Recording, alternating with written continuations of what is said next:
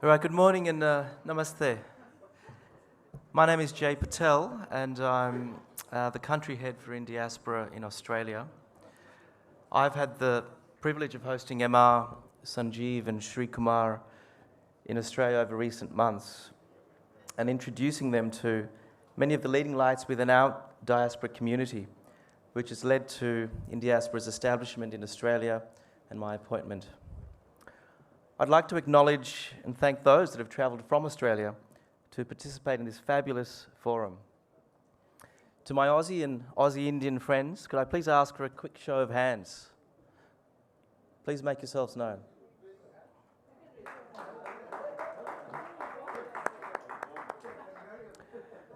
So the timing of Indiaspora's establishment in Australia is rather fortuitous, as it has coincided with the launch this year of the Australian Government's new Centre for Australia-India Relations, which serves as the single national platform for driving the Australia-India bilateral relationship, including diaspora engagement.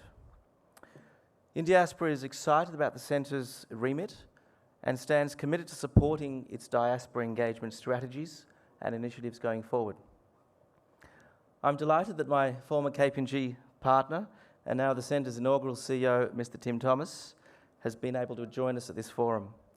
Welcome, Tim. We really look forward to hearing from you during this morning's panel discussion. I'd now like to invite Mr. Arun Kumar up on stage to introduce our panellists and take the discussion forward. I've had the great privilege of working with Arun during his tenure as Chair and CEO of KPMG India, and must thank him for the original Connect to Indiaspora back in 2018. Thank you, Arun. Arun is a director on Indiaspora's board and managing director at Celesta Capital, a venture capital firm with a key focus on the Indian market. Arun previously served in President Obama's administration as Assistant Secretary of Commerce for Global Markets, as the administration's lead official of investment and enhanced market access around the world. He led a team of 1,700 professionals in 78 countries and all 50 United States. Arun is also the author of a new book, The Global Trade Paradigm, which looks at rethinking international business in the post-pandemic world. Over to you, Arun.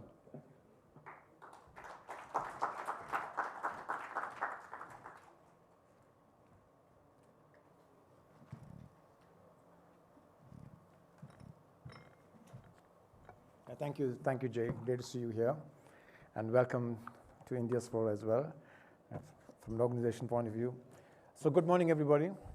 I think I may as well get our panelists up on stage.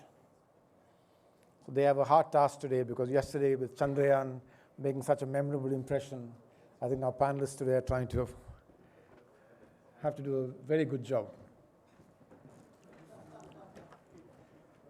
So I thought today, before I introduce the panelists, I would do some context setting on the global trade picture. And this is particularly apposite because I just recently published a book called The Global Trade Paradigm, which Jay kindly referred to. So what I'm going to tell you initially is like a one minute summary of the highlights. The global trade picture is a constantly evolving one, and it kind of evolves over the centuries, and every decade we see change. If you just look back, in colonial times, you had Britain holding the pole position for a couple of centuries. Its colonies were its captive markets, as well as its sources of raw materials. Following the Second World War, there was an epochal shift, and the United States emerged as a primary trading power. Then we saw the rise of Japan. Then we saw the East Asian tigers, where essentially manufacturing was moving to lower cost locations, and the whole metaphor of the flying geese came along, where manufacturing would go to Singapore, Singapore would get very expensive, then go to Indonesia and to Thailand and so forth, looking for the lowest labor costs. And then we saw China ascending, initially on the basis of labor costs, but then they became on the basis of increased value add. And China has, over the last 30 years, ascended to be a major, perhaps the most important trade power. Another phenomenon that's been taking place over the last about 3 decades is that of global value chains. So global value chains are a critical and a transformative element of trade today. This was not always the case. Mostly trade was bilateral. One country makes something, sells to another country, buys from another country. But with global value chains, you've got products that have components coming from multiple locations. Sometimes the same piece will go from one country to the other. I know in the US, for example, in automotive manufacturing, you have things going back and forth across to Mexico and back to the US and back to Mexico. I mean, it's quite amazing what global value chains have done. This has really been driven by better logistics, better infrastructure, better technology, and really taking advantage of comparative advantage. Because if you can move things around to where things can be done most efficiently, you get the maximum comparative advantage. Now, recognizing the importance of global value chains and this whole idea of rules of origin, where was some product actually made, you've seen the rise of regional and now global trade agreements. So we have the Regional Comprehensive Economic Partnership called the RCEP, which covers a number of countries, mainly in Asia, the ASEAN countries, Japan, China, Australia. That's a very major trade agreement that's come into place. The other is the CPTPP, and these acronyms can be very complex, which stands for the Comprehensive and Progressive Agreement for Trans-Pacific Partnership. This was the successor to the Trans-Pacific Partnership, the TPP, which incidentally I had occasion to work on when I was in the Obama administration. So you've got the CPTPP and the RCEP.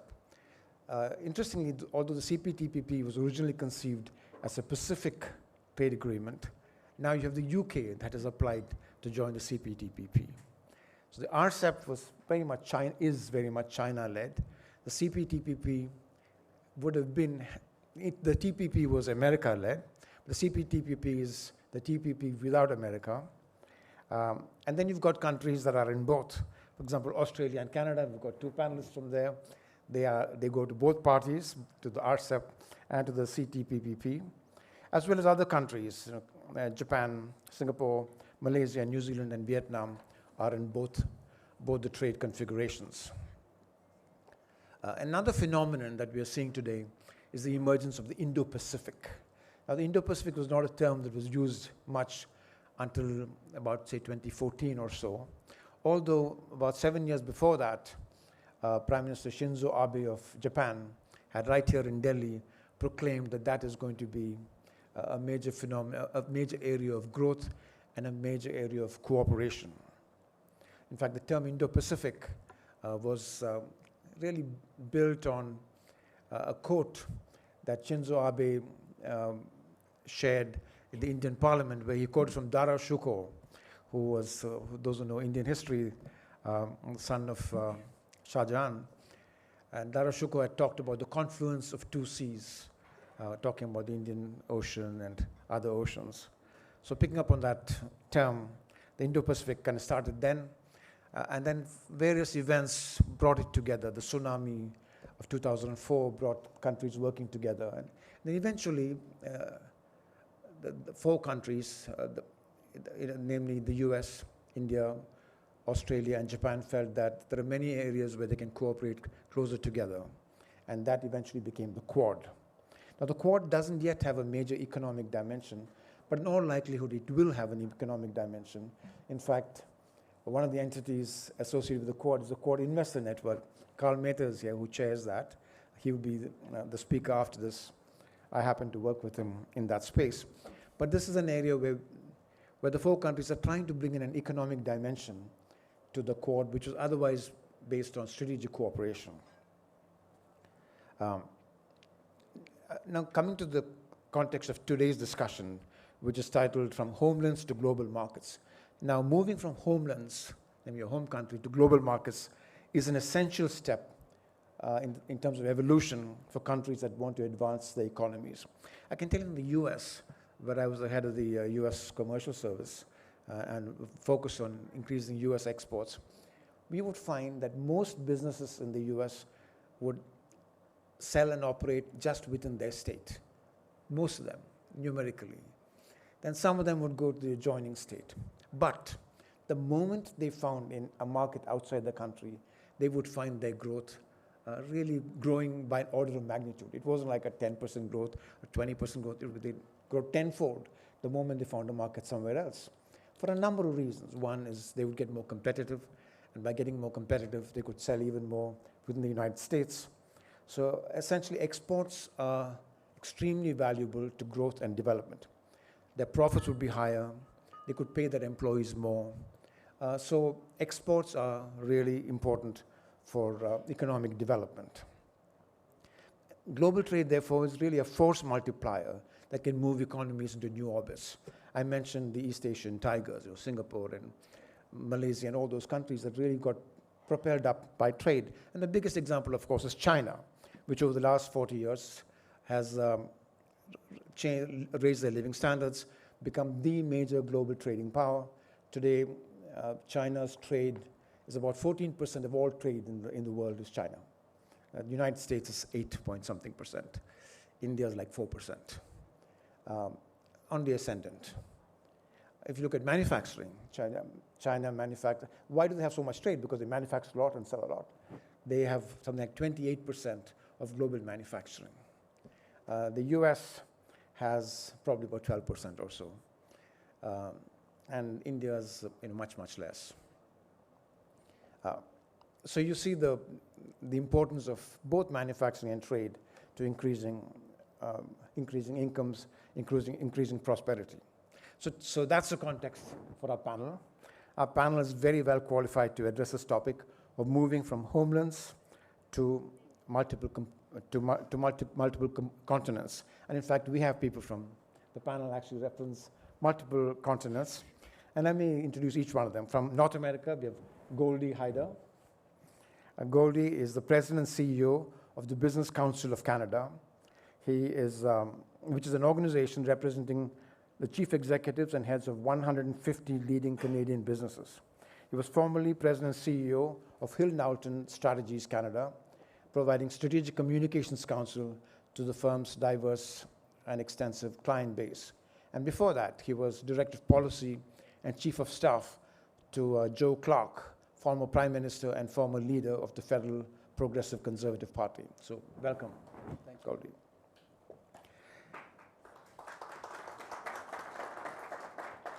North America to South America. We have Varsha Sharon Sarjo. She's the CEO of the Rudisa Group of Companies, one of Suriname's biggest conglomerates. She has an amazing story. She started by selling poultry as a part-time job within a small family-based company, and that would rapidly grow into a multinational organization with over 1,000 employees. So great story, Varsha, welcome. And then from the Middle East, from Qatar and Abu Dhabi, we have my friend, Dr. Mohammed Altaf, director of the Lulu Group International. Altaf spearheads the company's strategic expansion and new revenue streams. He oversees the group's export and distribution operations across Europe, Australia, and the US. In fact, I could not say he's from the Middle East because he's all over the world. In fact, I first met Altaf when he was setting up Lulu's operations in America, and I was in the Department of Commerce, and we were welcoming their investment in America. So welcome. And from Australia, we have Tim Thomas, CEO, Centre for Australia-India Relations. He's been actively involved for many years in many dimensions of the Australia-India relationship. He has 20 years of experience in senior executive roles, working across the Indo-Pacific region in strategic leadership, corporate development, and management. And I've known Tim from when we were both at KPMG, so welcome, Tim. Tim also brought a bag of goodies for all of us, Tim. And he'll talk about that when he comes. So now what we will do is we'll have opening comments from each of our speakers. And maybe we can start, I'm going to sit that in, so start with Tim. Thank you. Do I have the mic on? Yeah, okay, thank you.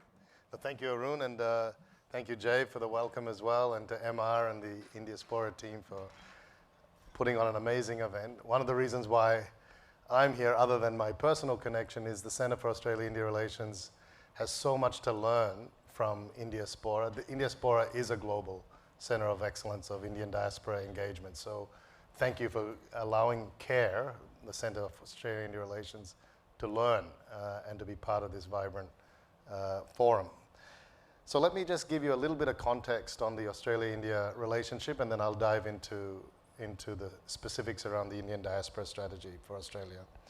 The Australia-India geostrategic and geopolitical relationship is at a high point, and that can no better be demonstrated by the number of ministerial visits we have between the two countries. The number of prime ministerial meetings that have happened over the last couple of years is unprecedented, and I think we all understand a little bit about the geostrategic context for that, particularly in terms of the Quad relationship and other geostrategic factors. So in 2020, India joined a select number of countries in which Australia has a comprehensive strategic partnership with. And this was underpinned by a shared vision of an open, inclusive, and prosperous Indo-Pacific region, which Arun talked about. In 2022, Australia was only the only country in 10 years, only the second country in 10 years, to sign a free trade agreement with India, and negotiations are now underway for a comprehensive economic cooperation agreement. However, our economic relationship today is not playing to its full potential, even though I would say the architecture has been set up very well over the last couple of years. So our bilateral trade between Australia and India is about $27 billion, which is, for Australia, only 10% of the bilateral trade with China. We make up only 0.23% of India's foreign direct investment. And whilst we have around 400 educational partnerships across the corridor, we've yet to get to a track record or momentum of accelerating research, commercialization of research across the corridor. So if you like, that's our starting point. The potential to uplift trade, investment, and innovation is vast. If you look at Australia, we have our natural resources, our mining capability, our critical minerals, premium food products. We have long-term investable capital in our superannuation system, $3.5 trillion of assets under management. We have education, research, capabilities which are very relevant to India's priorities of growth. If we think about renewables, energy transition, advanced manufacturing, agribusiness and nutritional security, and even sport, we have amazing research institutions that have very relevant technical capabilities in those areas. And then if we think about opportunities for Australian companies, clearly to be part of the breakneck growth in the Indian e-commerce and technology sector, including access, of course, to over 900 million internet users in India. India, of course, has a very young and dynamic labor force, and we kind of see a government, an Indian government, which is determined to steer India as a global alternative manufacturing hub and really offering the global alternative supply chains that Arun was talking about. So you can see a strong level of complementarity between the two economies. Our Foreign Minister, Penny Wong, has emphasized that Australia's modern identity must be the starting point of our engagement with the world. And it's our multicultural identity that's a crucial part of who we are as Australians. And as the Foreign Minister says, when people from every part of the world look at Australia, they can see themselves reflected in us. And when Australians look within ourselves, we see ourselves as sources of connection and understanding with the world. And this is similar to what Arun was talking about. If I then kind of flip it to the Indian government side, and I think some of our Australian colleagues were at that massive Indian diaspora event, 20,000 people in May, in which Prime Minister Modi spoke to. Incredibly electric atmosphere, but also the representation from the Australian political leadership was incredible across federal, state, and local levels. And at that event, Prime Minister Modi articulated his capture of the strategic partnership with Australia. He used the words mutual respect, mutual understanding. He said that's where we need to be with Australia, no less. So moving away from the traditional cliched relationships of the Commonwealth, the curry and cricket, and he went through the alphabet, but he said, ultimately, this is where we need to land. This is where we are today. And the relevance of saying that in that audience with 20,000 adoring, patriotic Australian Indians was not lost on anyone. So, then if I can then just come to the Center for Australia-India Relations, as Jay said, it was established, well, it was announced with my appointment in February, and it was formally launched by our Prime Minister in May, in the presence of Prime Minister Modi. And it is really trying to embody these aspirations from both countries. It's part of projecting modern Australia to the world and giving a platform for multicultural Australians to enhance our country's trade and investment ties with India. So it's really important that in this multilateral world, we see our Indian diaspora in Australia as part of what Indiaspora has pulled together as a multi-country movement, a multi-country force for good, but also how we see ourselves as the Indian diaspora as part of our multicultural settings in Australia. So the center's mission, if you like, and our center for short is called CARE, Center for Australia-India Relations, is to transform economic engagement between Australia and India, underpinned by mutual understanding and deep people-to-people ties. And one of our center's imperatives is to address these outdated perceptions about India, including about the risks of doing business in India. So this is one of the key imperatives that we're trying to tackle in uplifting the economic relationship. We heard from Emily yesterday that almost 1 million people of our 26 million population claim of Indian heritage in our last census. And as Emily said yesterday, over 750,000 of those are actually born in India. So this is a diaspora that is the fastest growing large diaspora in Australia, but it also has an incredible currency of networks and relationships and knowledge of India. So in our 2 publicly available documents, and Arun alluded to this, I've got it in a Woolworths bag. Thank you, Prachi, for bringing this all the way from Australia. We have two reports that I would really commend reference to. One is the India Economic Strategy, which Peter Varghese, a former High Commissioner to India, wrote in 2018. But then we had this report, which is a comprehensive mapping of the Indian diaspora in Australia, commissioned by the Department of Foreign Affairs and Trade. And I've got multiple copies if this is of interest. I know MR, when he came to Australia in November, was particularly taken by this. But it identifies, the Australian government has identified India's diaspora as a national economic asset that should be engaged to enhance our economic relationship with India. The report highlights that this community is one whose entrepreneurial spirit, education, and links into innovation should be harnessed to seize new opportunities with India. So CARE is actively driving this agenda with new engagement programs with the Indian diaspora and stands to learn a lot from the programs that are already proven that have been executed through Indiaspora, and particularly its global force for good mantra, which we think is incredibly powerful. So if I can then just give a couple of examples of where already the Indian diaspora is contributing to the entrepreneurialism of Australia. Didi Saxena, an Indian-born Australian entrepreneur whose agribusiness Riverina Oils and Bioenergy address India's demand for healthier options for cooking oils, helping reduce blood sugar levels. When Saxena faced difficulties with securing finance in Australia, he successfully pivoted to securing finance from Indian banks and other international investors, and now he's set up a refining plant in regional New South Wales, employing over 300 people.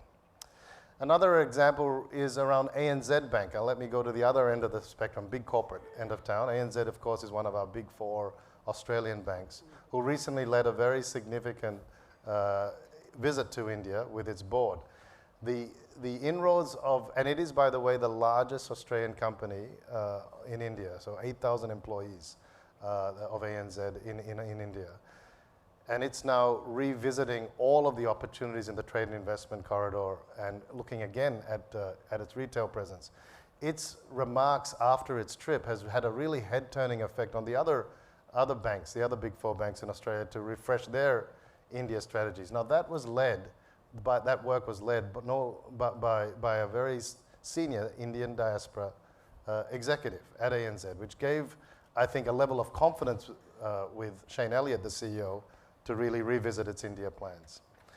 Another example, Power Ledger, an Australian blockchain firm from Western Australia who successfully navigated the Indian markets with the assistance of an Indian-Australian diaspora connection. I met the founder and then the Indian diaspora India lead recently. So Power Ledger developed the world's first renewable energy blockchain trading platform. It gained major success in Uttar Pradesh when the state government partnered with Power Ledger to pilot its technology. The results have been astounding. The Power Ledger platform has created a buying price for power that is 43% lower than the prevailing retail tariff. Similarly, the connections of the Indian Australians have been vital to the success of Melbourne-headquartered Rubicon Water. So Rubicon was awarded a contract to modernize an irrigation region in northern Karnataka, which was a significant breakthrough for Rubicon in one of the largest irrigation modernization projects of the world. The project aims to address water shortage issues in the region by installing accurate water control devices. Again, very much led by one of the senior executives of an Indian-Australian background who used that person's current relationships in Karnataka to access that market. And then I want to just come to one other segment, which is the research segment, the innovation segment, the collaborative capabilities that sit in the universities. Professor Nina Mithur is an Indian-Australian agricultural research scientist who leads a team of over 70 scientists, who has contributed to developing solutions to boost horticultural crop productivity, nutrition, and sustainability. So Professor Mithur has completed projects funded by the Australia-India Research Fund, including to find alternatives to chemical pesticides. But she's also drawn on her relationships to deliver collaborative projects with India, verifying the suitability of Australian native plants as inputs to industrial processes. I can go on and on about examples of, there's one in critical minerals, and in fact we're going to be joined with some of the meetings that, by that particular professor, who again has those relationships with Indian universities and Indian industry to drive collaborative research and commercialization. So these are but a few examples of the role of Indian diaspora in that living bridge that we talk about. Australia needs the Indian diaspora needs to be actively engaged in different ways, and that's what the Center's about. Thank you, Tim. I thought it was very interesting to note that the Indian diaspora is being recognized as a national economic asset, and that's really very special. You referred to the reports, the two reports, one report, the Peter Varghese report. You know, the CII here has created a report that gives the Indian perspective, which is like the counter, which is the complementary view to the Peter Varghese report. So for those who are interested, in addition to the report from Australia, there's also a report from India, from CII, on the India-Australia trade relationship. So let me move on to South America. Varsha. Good morning. First of all, please allow me to thank Indiaspora and their leadership for inviting me to speak at this historic event.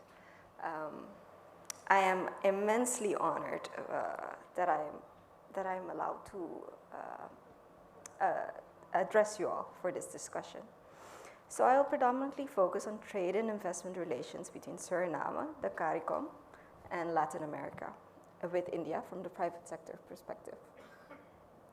Suriname faces some challenges that are common to many Caribbean nations, such as market size dependence and dependence on imports. However, its unique circumstance, including its resource-based economy and proximity to neighboring markets, also offer distinct trade opportunities. So issues such as technical assistance, infrastructure gaps that need to be addressed, regional integration, and digital economies all pose nice opportunities while being a challenge for the Caribbean countries. Seizing these opportunities will be key to Suriname, to the Caribbean, and to Latin American trade development. The Indian diaspora usually only focuses on the Suriname textile stores and retail outlets, whereas much larger opportunities present itself, such as agro-processing, alternative financing, and regional integration. Establishing a kind of India's diaspora investment vehicle for small over-leveraged countries such as ours will give us access to bigger projects in the region. So major undertakings such as agro-processing, regional integration, infrastructure, and digital economy. We also have a dire need for technical assistance and training.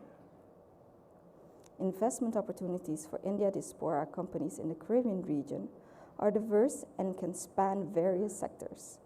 Some promising areas are tourism and hospitality, which have been direly impacted by COVID and the lack of transportation between the islands and the mainland. Agribusiness, which is one of our biggest opportunities at this moment. However, we do not have the capability to service the entire Caribbean. About 20% is only produced on the islands and Latin America. 80% is imported. So there's a lot of opportunity in the region to set up agro-processing facilities.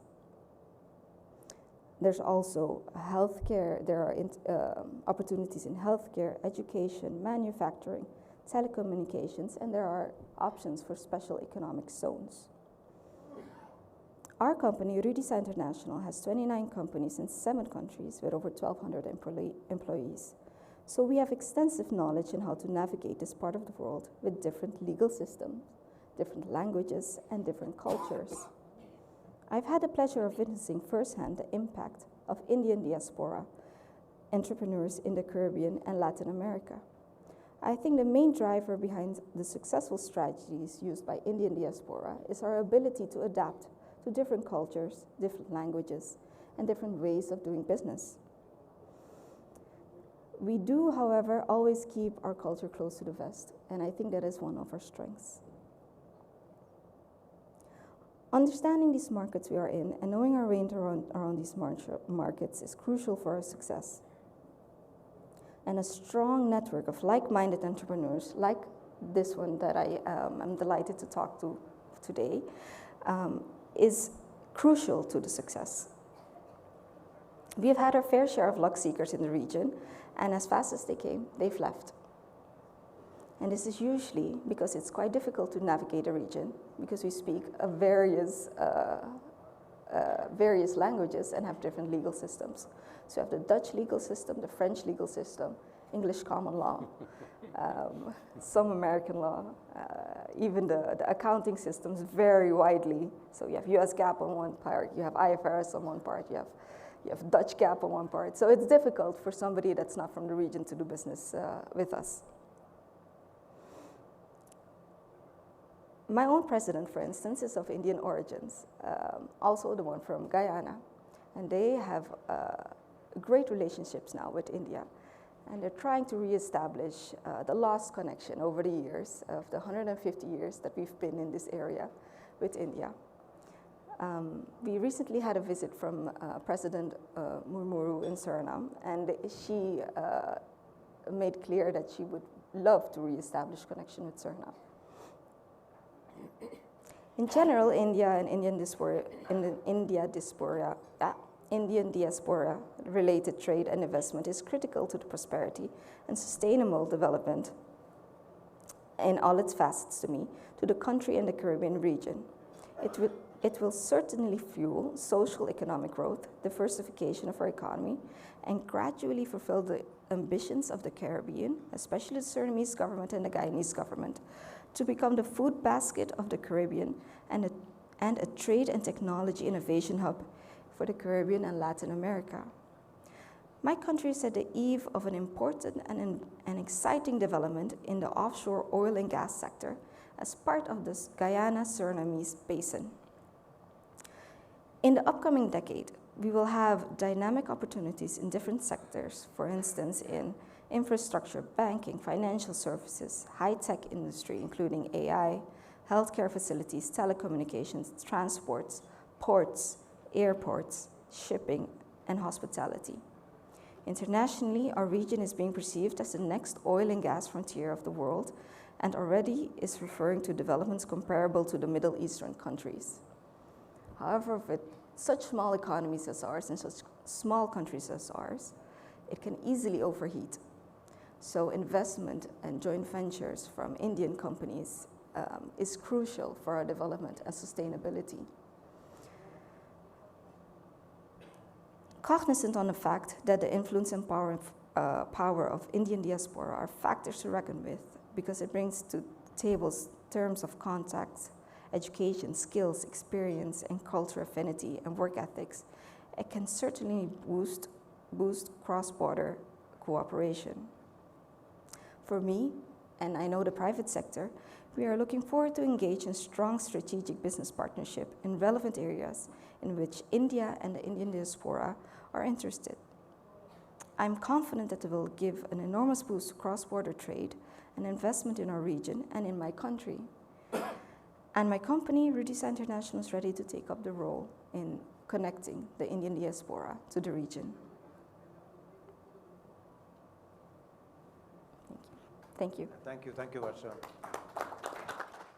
You know, it's really interesting that the Caribbean and also a place like East Africa and South Africa with the Indian diaspora are very natural places to increase trade between India and those countries because there is an established affinity in those countries.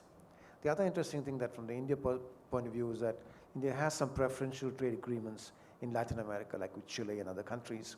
And if you go to Chile, for example, you see Mahindra SUVs are the second most popular car on the road in Chile because as a result of the preferential trade agreement. And in India, you get wines from Chile cheaper because of the same trade agreement. So an example of how trade agreements can lift trade in both directions. So thank you for those comments. And Of course. Goldie, over to you and pick up the North America piece. What is it that keeps you up at night? That's the classic consultant question. And it's the question that I ask CEOs everywhere I meet them from around the world. And the answer might surprise you. The answer today in many parts of the world is the decline of democracy. When you think about it, there are less democracies in the world today than there were just 20 years ago. We're attacking the institutions in our democracy. We are attacking not just our governments, but our media, our business communities, our academic institutions. Our politics, as I referenced last night, are really extremes now. They're polarized, where the vast majority of people are living really in what my father likes to say, the radical middle. And what is it that capital likes? Capital likes predictability, stability, and confidence when it's being ready to be deployed. And it used to be that democracies offered us that.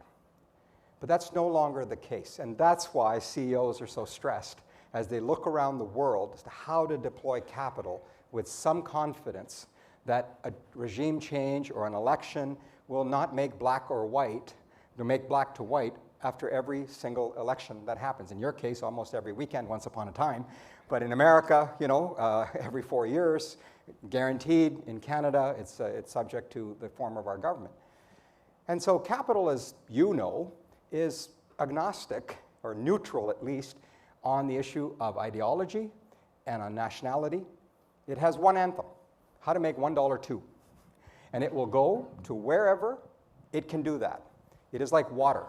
It will find the path of least resistance, it will form, and it will do what it's supposed to do. And that's what shareholders expect.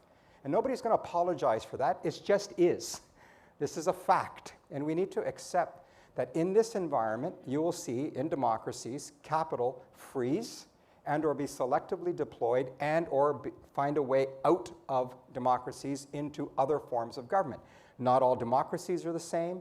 Not all communists are the same. Not all autocrats are the same. And when I think about democracies that are having problems today, I think specifically about America, about Canada, about Australia, about the United Kingdom, about France, about Germany, about Spain, about Netherlands. Now, what should strike you as interesting is I didn't mention the world's largest democracy, because you're not having those challenges here in India. This is, in many ways, a vibrant, functioning democracy. And so for years, if not decades, we've been hearing that this is India's decade. This is India's moment. And it never materialized. And more often than not, it didn't materialize because India got in her own way. And so my message to India today, as it is when Minister Goel visited us in Canada for 3 days and others, is learn from history. Don't get in your way. This is not only your decade. This is the next quarter of your century if you let it be. We're hearing what's going on here. The achievement of landing on the moon is no small feat. If you can do that, what can you not do? What can you not do if you allow yourself to do it? So I look at the Road to 100, the theme of this conference, as one of India's moment. The next 25 years can really shape the trajectory of the world's largest democracy and the world's largest populous country. Now, look, nobody comes, and look, I'm not a diplomat, I'm not a politician. I work for people who just talk facts and talk the truth. And so, pardon me if this offends anybody. But the truth of the matter is, democracies, as Churchill said, are the best of the worst forms of all the rest of the governments, all the forms of governments that we can have. We're not pure. We have our own problems in democracies. And democracies, anybody who comes to the table for trade, many of our countries, mine included, and India, are protectionist. Our politics gets in the way of our protectionism. Many of us have our own degrees of human rights violations and social cohesion issues in our countries, including mine. We're still dealing with Indigenous issues in Canada. We have lots of issues here. We have issues in America that we see quite regularly, Australia and other places. And so nobody comes to these conversations with clean hands. Okay? But here's the thing. India can lead the way if it can show that democracy works. And I really believe that can be the case. I think that the foundation that at least Canadian companies have allowed India to have, particularly our pension funds, is a track record of success. I won't repeat the numbers that our High Commissioner said yesterday, but we're simply scratching the surface. You know, we do about $10 billion worth of bilateral trade with India. For context, that's exactly 4 days of trade with the United States and Canada. 4 days. So 4 days with the US gets us 10 billion. A whole year with India gets us 10 billion. So clearly there's lots of opportunity for growth.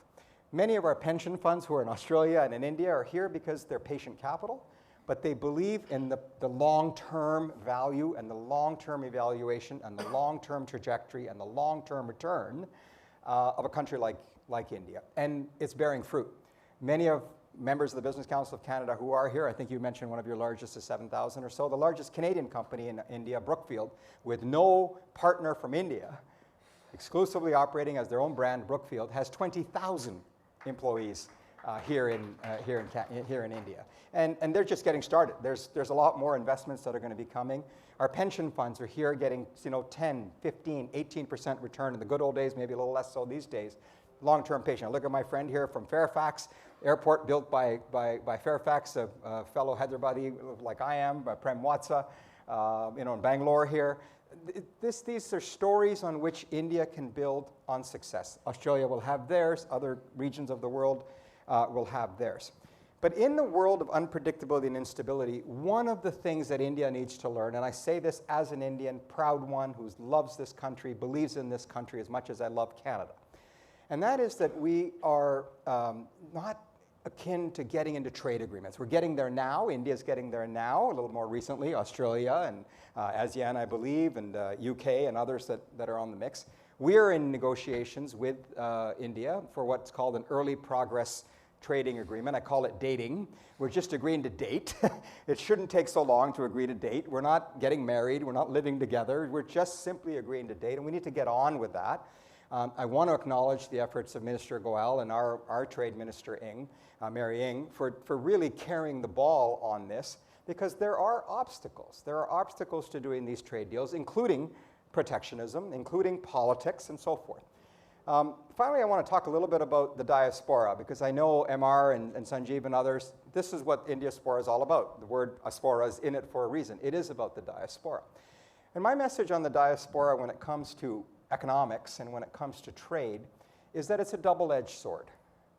Sure, there are tremendous advantages to having the linkages from one nation to another or one region to another. Obviously, it helps to know the culture, to know the language, to have family, to understand the nuances, to understand the history. Those are strategic assets and strategic advantages. It's effectively know your customer. So clearly you know your customer if you are the customer, if you have been Indian or you are Indian and you understand the market. So tremendous opportunities. But here's the candid part. In democracies, the diaspora politics can run a lot of interference. And so whether they're mischief-making agendas by some communities or some organizations, or whether there are legitimate beefs and legitimate complaints that countries are maybe having, or the diaspora may be having, I wish they would take it home. You want to fight a fight, go back to your country and fight that fight. But unfortunately, it happens in our home countries. And what it does is it mucks up our politics, and it mucks up our trading agreements, and it gets in the way of progress to happen. So my message here in India, and to my colleagues in Canada, is don't take the bait.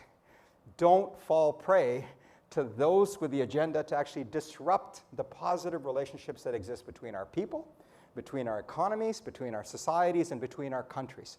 Because if you can't make India and Canada's relationship work, whose relationship do you think you're going to make work? You won't find, I mean, we're globally branded as nice, by the way, in Canada, right? If not Canada and India, who? And so we've got to make sure that we are the poster child for what it means for two democracies who believe in democracy, who believe in trade, who believe in multilateralism, who believe in multiculturalism, are going to make an example of what the possibilities are when you get it right. And so I'm an optimist by nature. Most of the CEOs you'll ever speak to see half glass full and not half glass empty. And so I think when it comes to the diversification strategy that Canada is deploying, we call it the Indo-Pacific. Let's be honest, we're saying that because we don't want to mention China, but we can't not mention China. It is not Russia. You can get up and leave Russia on the weekend, but you cannot do that to China. We have to figure out how to work with China.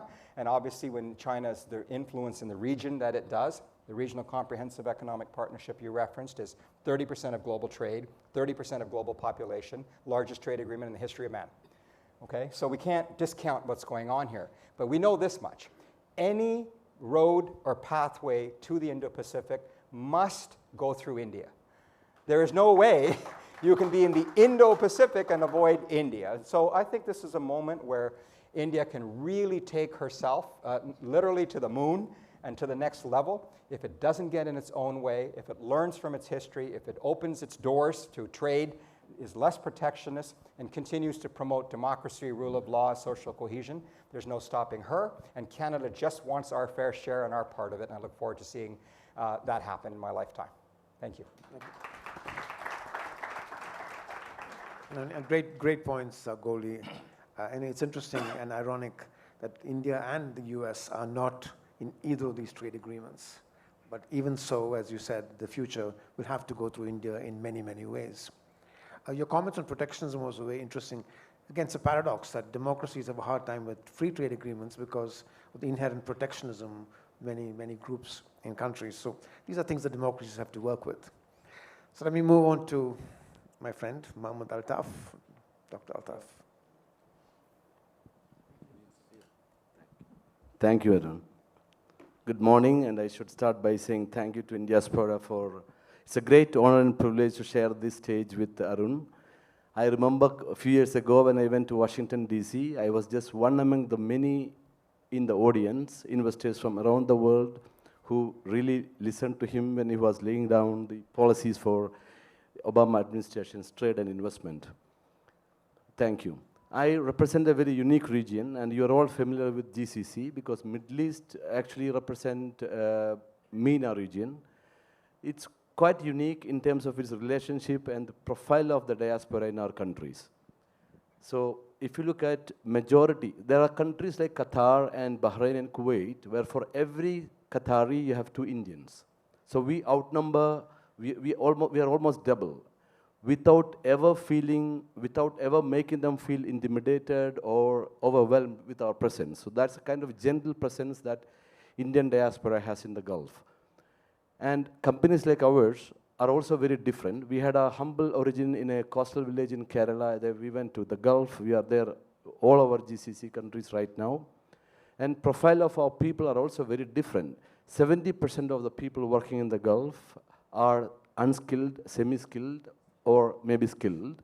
About 20% of the people we have there, they are in the middle management, CEO level, entrepreneurs, academicians, and 10% of the people are actually entrepreneurs. Now this matters quite a lot for our region. If you look at now, India is the second largest trade partner for GCC countries after China, and the gap is narrowing year by year. And if you look at numbers last year by Dubai Chamber of Commerce, at least 100,000 companies owned by Indians got registered only in Dubai Chamber of Commerce. And 30% of the startup in the region can trace their origin to India. So that's an immense opportunity. And this also shows the kind of relationship that we enjoy with the region. And if you look at the remittance again, even today, even post-COVID, it is about 30% of the total remittance of that we received in India. And India received close to 100 billion, I think, last year. And it's 30 billion has come from the Gulf. And this 2023 and 24, they are predicted to be again going up. And this has got huge macroeconomic impact in India. So this money is actually going to your villages. This money is going to take people out of poverty, send kids to school. Though it's not just any other FDI that is coming to this country. So that is the kind of importance that region holds for us. On the other side of the trade, Indian products, Indian companies always had easy market access in the Gulf. If you look at, these are the only countries in the world where horticulture products from India can just access the market if we just go by some of their regulatory requirements.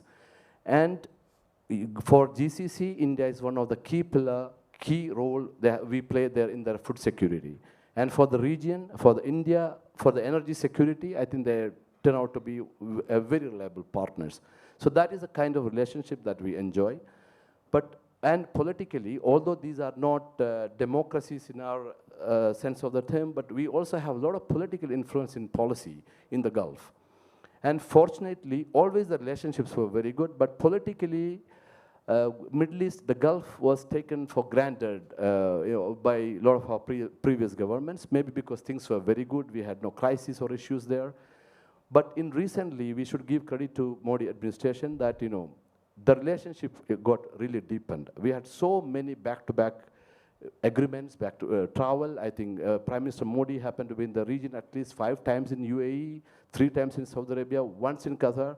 And in 35 years, he was, and this is something stunning, in 35 years, he was the first head of state, first Prime Minister from India to visit UAE. This could actually come as a surprise for a lot of people, And he used to say that we have 30 flights every day from India to Dubai, and it took 30 years for one Prime Minister actually to go to that region.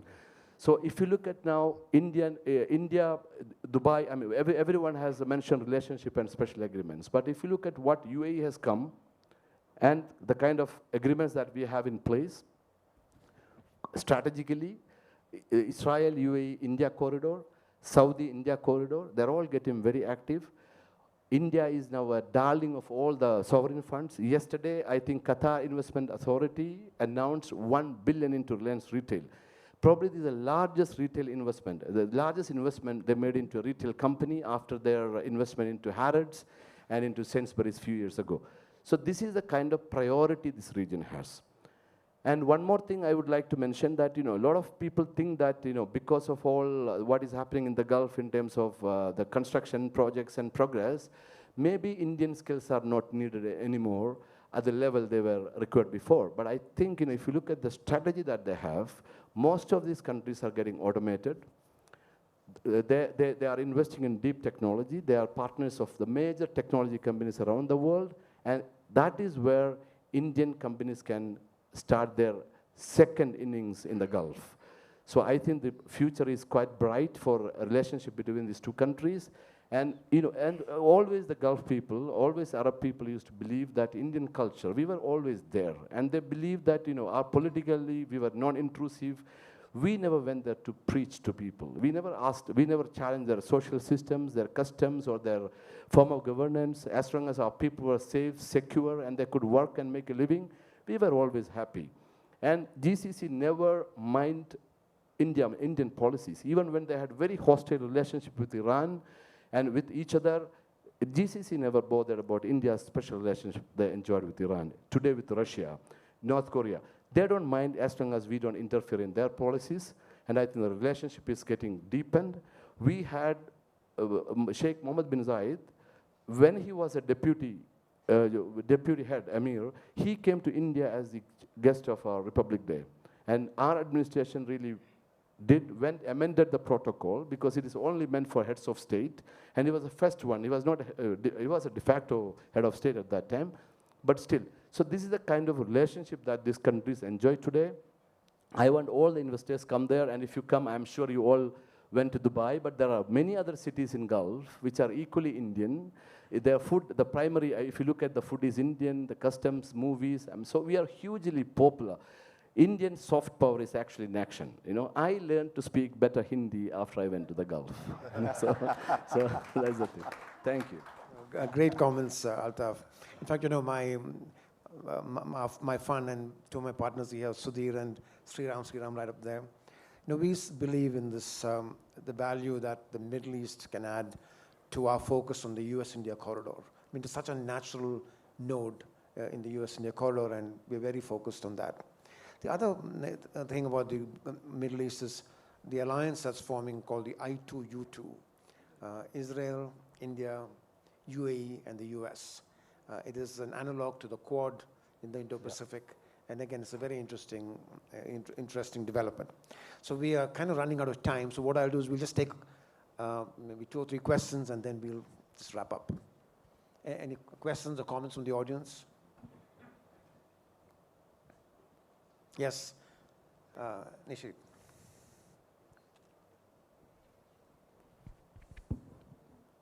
One thought I have for Indiaspora is now a global institution. We should do some study and come up with thought leadership paper on harmonization of immigration laws. I'm a lawyer, by the way. Immigration is a worse form of protectionism and against human right. Okay, if you go back to the theory. So I think we should take a lead in creating harmonized system of immigration. Of course, you want to keep only one class of people out, and that is bad actors. The rest of it should move around the world freely, and human rights include not only physical human rights, but also right to prosper.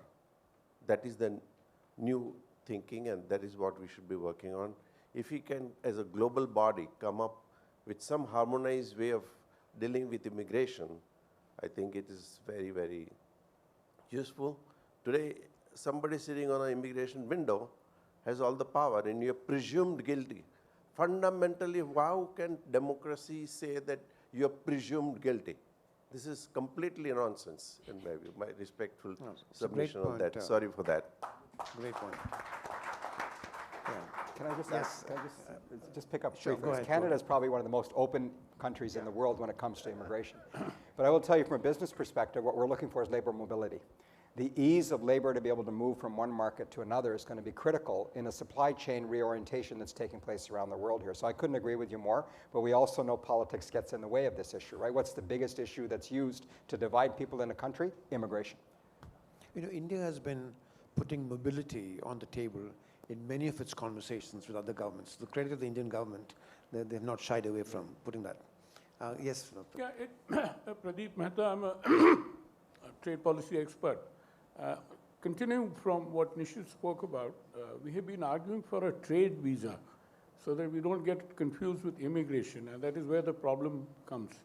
Secondly, Arun, more importantly, is the issue about totalization agreement, which emerges from this problem about export of workers. Now, India will continue to be a major country exporting brains and workers, skilled workers. This is one of our competitive advantages, and that will continue to happen. And therefore, for us to have a totalization agreement with US, UK is very important. In US, something like $8 billion of Indian money is lying there.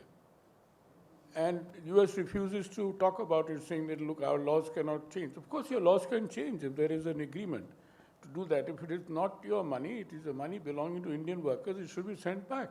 It should be, with 10 countries at least, we have a totalization agreement. With UAE, for example, we have a totalization agreement. This is, again, I mean, when you talk in terms of immigration, this is very important to understand that we are looking at India as an exporter of human capital, and Arun, you're right. In every agreement, India insists on movement of natural persons, what we call MNP. It's a very major demand that we have. And quite often it is, it is a block, but still we are able to succeed. There is gravity. Gravity itself, leads to a lot of exporter workers. See, I think in international negotiations, Right. often keeping on putting it on the table, eventually you get to make progress. So that's really the way to go, because it's, I've been on the negotiations on the totalization. No, but I mean, if Indiaspora could take up the issue of totalization, which will help the I think the mobility issue is a really good one for Indiaspora to take up. I think I'm going to close this meeting because we've run out of time. Let me close on something Goldie said. He said, this is India's moment. And I really believe that, Tim, you talked about historical underperforming, which every country has felt that, and India has felt that it's underperformed in trade. But I do believe we are moving towards India's moment. And I can tell you, I was in June, I was at the luncheon at the State Department that the Vice President and Secretary of State hosted for Prime Minister Modi. And I was the same luncheon in 2014 when Prime Minister Modi made his first visit as Prime Minister. And I can tell you that the sense of conviction and the sense of optimism was incredible this time. The first time around, it was a sense of tentativeness. We've kind of seen this movie before. Is it going to be the same movie? This time, I must tell you that there was just a lot of confidence. There was a lot of genuine feeling of friendship among everybody I talked to that day. So I do think if this is not India's moment, it's coming close. And I think all of us in the diaspora have a big role to play. And I want to wrap up by thanking MR and Sanjeev and Sri for wonderful work they've done in pulling this together. Thank you.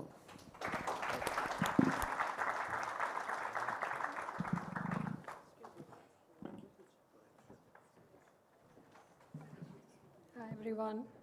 Thank you to that panel for kicking us off today with a reminder of the geographic range and profile differences which we refer to when we use the term diaspora.